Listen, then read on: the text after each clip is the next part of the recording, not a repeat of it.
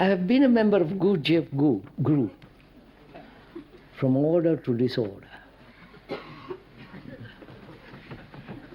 I think this is right. I have been a member of Gurdjieff group. I find it has given me a background to better understanding to what you are saying. Should I continue in such a group to possibly help others as I was helped, or to such a group make for fragmentation? I have been a member of the Gurdjieff group or other groups. I find it has given me a background to better understand what you are saying. Should I continue in such a group to possibly help others as I was helped, or does such a group make for fragmentation? This extraordinary idea of helping others.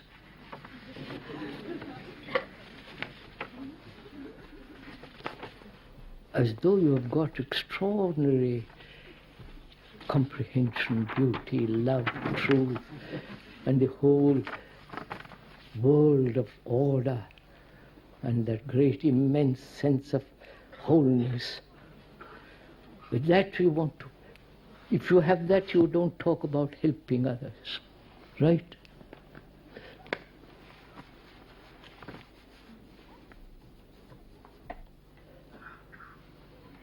But first of all, why do we want to belong to something?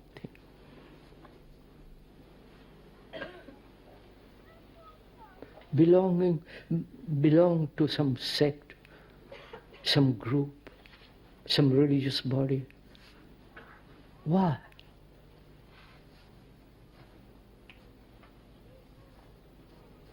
Is it because it gives us strength? It gives one great strength if you are a British living in this country, to feel that you are Britain, or in Russia, or in China, or in India.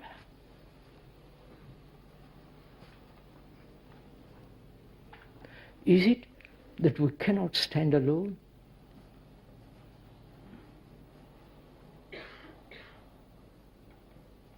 The word alone means all one.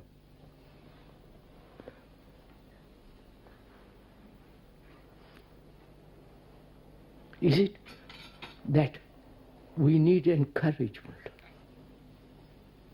We need somebody to tell us this is the right way.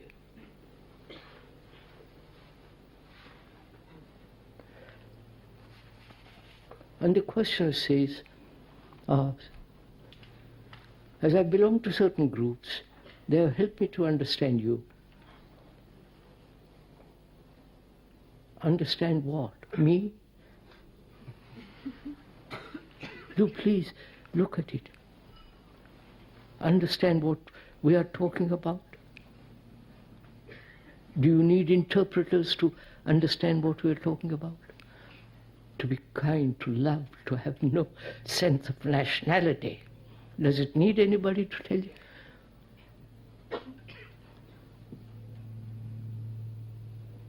Why do we depend on others? Whether the others be the image in a church, or in a temple or a mosque, or the preacher, or the psychologist, or anybody. Why do we depend on others?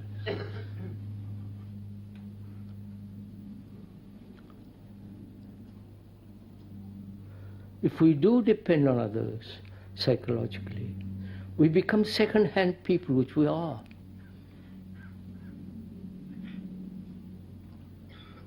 We have, the whole history of mankind is in us.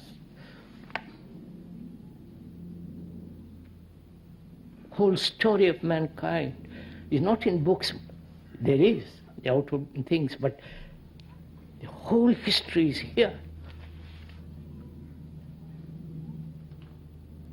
And we don't know how to read that.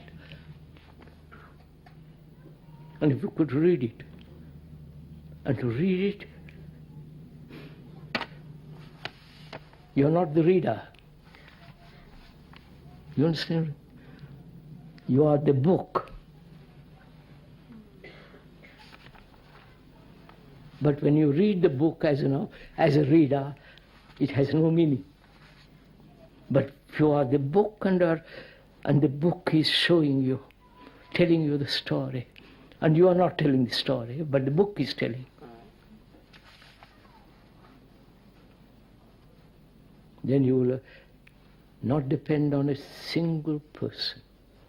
Then one will be a light to oneself. But we're all waiting for the match of another, the fire of another. And perhaps that's why you're all here.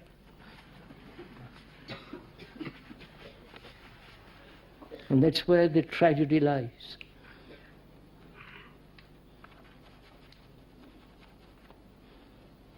Because we cannot see clearly for ourselves.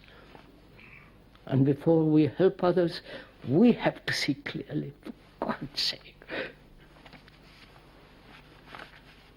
It's like then it will be blind leading the blind.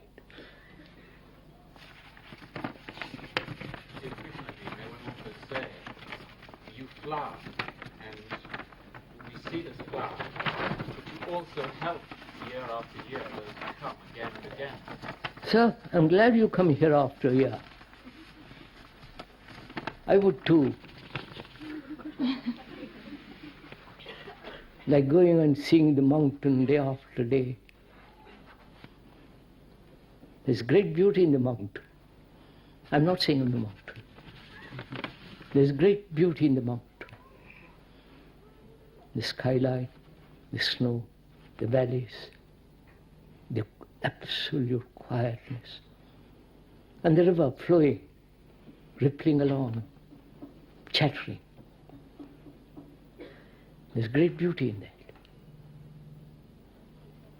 And a lake that's so still, and the ocean, so on. I would go and sit every day. The more I see it, the more beauty there is in it. Not one casual look of a weekend, but the constant looking, asking, observing the truth and the beauty of it. Naturally one must go, move,